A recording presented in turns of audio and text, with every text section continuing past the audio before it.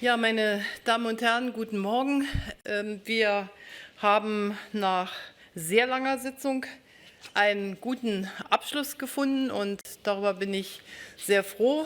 Emmanuel Macron, der französische Präsident, und ich sitzen heute hier bei Ihnen und wir können sagen, dass wir zwischen dem 18. Mai unserer gemeinsamen Initiative und dem 21. Juli einen wichtigen Weg zurückgelegt haben, in dem Europa gezeigt hat, dass es neue Wege in einer ganz besonderen Situation bereit ist zu gehen. Ich glaube, das ist notwendig. Außergewöhnliche Ereignisse, und das ist die Pandemie, die uns alle erreicht hat, erfordern auch außergewöhnliche neue Methoden.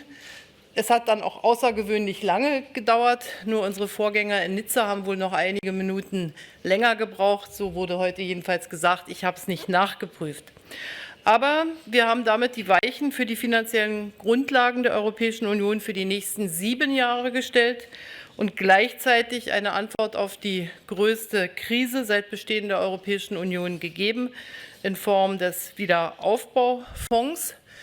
Die Grundstruktur dieses Wiederaufbaufonds ist erhalten geblieben, so wie er von der Kommission vorgeschlagen wurde. Und viele unserer Vorschläge aus der deutsch-französischen Initiative sind dort ja eingegangen. Das Gesamtvolumen von 750 Milliarden Euro ist erhalten geblieben.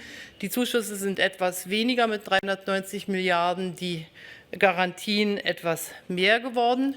Und ich glaube, wir haben gezeigt, dass wir jetzt in der Lage sind, auch Berechenbarkeit herzustellen. Und ich möchte dem Team von Charles Michel, dem Ratspräsidenten, und dem Team von Ursula von der Leyen und ihr selber natürlich, der Kommissionspräsidentin, ganz herzlich danken.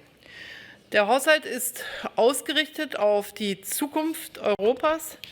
Er ist aber auch ausgerichtet darauf, dass der Binnenmarkt in einer der schwersten oder in der schwersten wirtschaftlichen Krise der Europäischen Union weiter funktionieren kann, dass die Länder, die in besonderer Weise betroffen sind von der Pandemie, auch ihre Wiederaufbauleistung verbessern können. Die Zuschüsse, die wir geben, aber auch die Garantien sind geknüpft an Reformen, an Weiterentwicklung und an die 2 großen Zukunftsaufgaben. Klima, 30% der Ausgaben insgesamt werden für Klimafragen ausgegeben und auch für Digitalisierung. Und es hat eine lange Diskussion darüber gegeben, wie kann man das auch nachvollziehbar machen, dass die Reformen wirklich durchgeführt werden. Und da wird auf der einen Seite natürlich die Kommission eine wichtige Rolle spielen, aber auch die Mitgliedstaaten werden das überprüfen.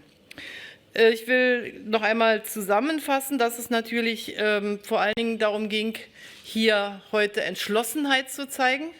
Das war nicht einfach. Dass wir so viele Tage gebraucht haben, zeigt auch, dass wir von verschiedenen Richtungen gekommen sind.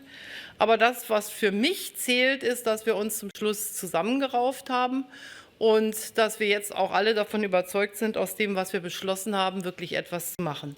Wir werden jetzt natürlich mit dem Europäischen Parlament noch einmal sehr schwierige Diskussionen haben. Da wird auch die Präsidentschaft, die Deutschland jetzt ja gerade innehat als rotierende Präsidentschaft, eine wichtige Rolle spielen. Und ich hoffe, dass unsere Kolleginnen und Kollegen im Europäischen Parlament auch gesehen haben, dass wir um eine gute Lösung gerungen haben und dass dann auch wir in gute Diskussionen mit dem Europäischen Parlament kommen. Ich bin sehr erleichtert. Im Februar haben wir es nicht geschafft. Jetzt haben wir es geschafft. Und das ist ein wichtiges Signal, glaube ich, auch über Europa hinaus, dass diese ganz besondere Struktur, dieses ganz besondere Gebilde, die Europäische Union, bestehend aus 27 Mitgliedstaaten, sicherlich mit ganz verschiedenen Hintergründen kommt, doch gemeinsam handeln kann, Handlungsfähigkeit bewiesen hat. Und das ist ein gutes Signal.